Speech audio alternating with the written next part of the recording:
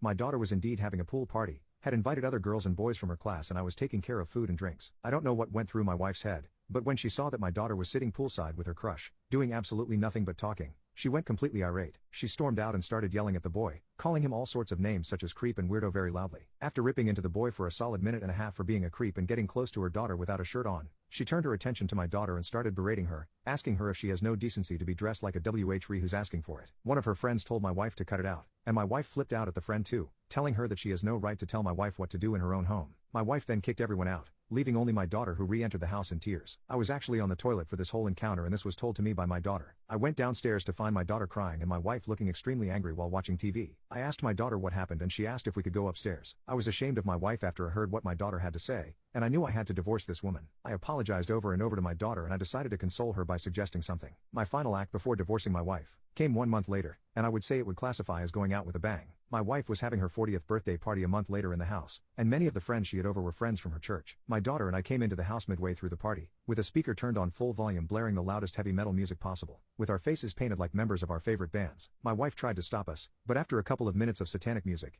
every single one of the people at her party left. I filed for divorce the very next day.